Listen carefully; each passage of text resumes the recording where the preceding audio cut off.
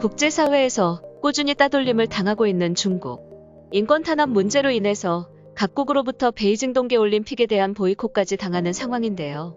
이런 상황 중 중국이 한국에게 도움을 요청하는 상황까지 왔다고 합니다. 어떤 도움을 요청했는지 한번 알아보겠습니다. 이슈의 하다. 새해부터 화딱지나는 소식입니다. 시진핑 중국 국가주석이 2022년 신년사에서 중국 공산당이 지난 한 해 동안 이룬 성과를 강조하면서 자화자찬하는 모습을 보였다고 합니다. 이 신년사에서 모든 중국 국민들이 편안하고 풍족한 생활을 누렸다고 이야기를 했는데, 글쎄요, 폭우로 인한 대홍수, 최악의 전력난으로 인한 암전 등 2021년에만 벌써 큼지막한 사건들이 많았는데 벌써 다 잊어버렸나 봅니다.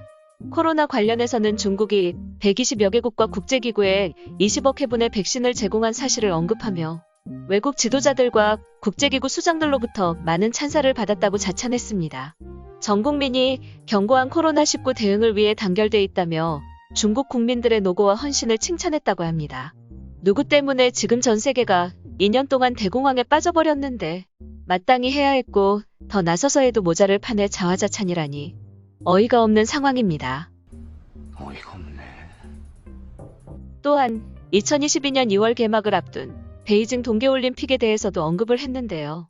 중국은 위대한 동계올림픽을 세계에 선보이기 위해 노력을 아끼지 않을 것이라고 하며 세계가 중국으로 눈을 돌리고 있으며 중국은 준비가 돼 있다고 강조했다고 합니다.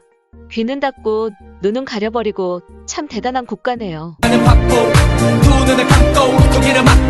세계 곳곳에서 베이징 올림픽에 대해 외교적 보이콧 이야기가 나오는 가운데 이와 같은 소리를 할 수 있는 것도 능력이라면 능력이겠네요. 외교적 보이콧이란 올림픽에 선수단은 보내지만 정부나 정치권 고위급 인사로 꾸려진 사절단은 파견하지 않으므로 주최국에게 정치적 메시지를 전달하는 것인데요.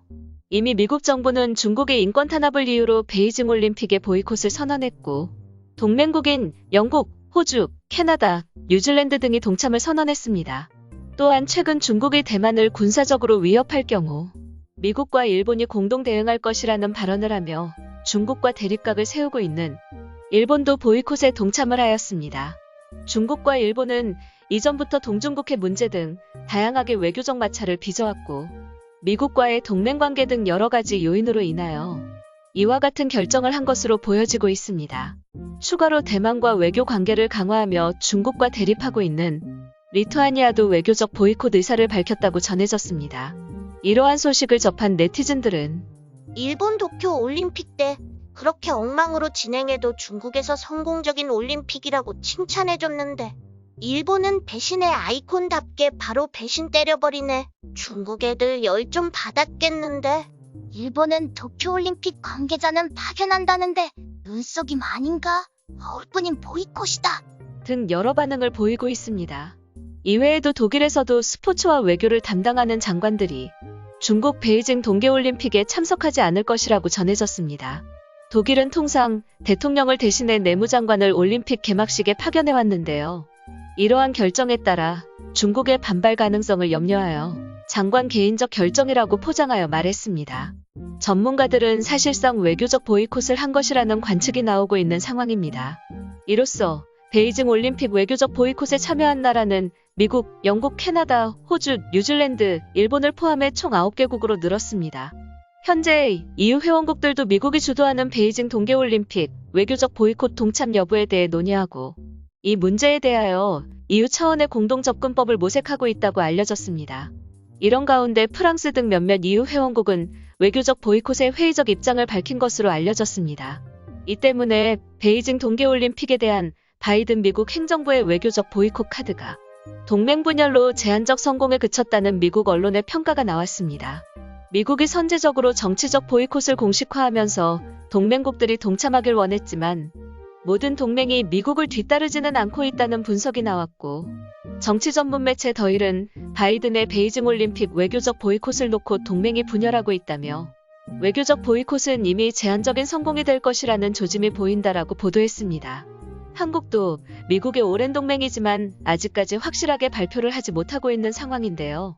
한국의 입장 표명 이전 중국에서 공식적으로 외교부를 동원하여 대한민국과 평창 올림픽을 언급하면서 한국의 베이징 올림픽에 대한 입장을 높이 평가한다는 유화적인 발언을 했는데, 전문가들은 한국이 베이징 올림픽 보이콧에 참여하는 것을 사전에 차단하려는 중국 정부의 움직임으로 풀이된다고 하였습니다.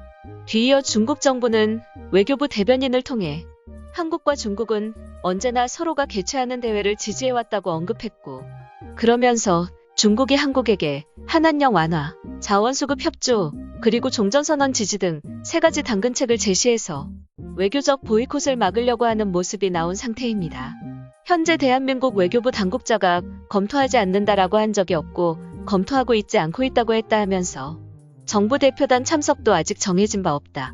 향후 제반 사항을 종합적으로 고려해 정해지겠지만 아직은 시간이 좀 남아있다며 답변을 했다고 합니다.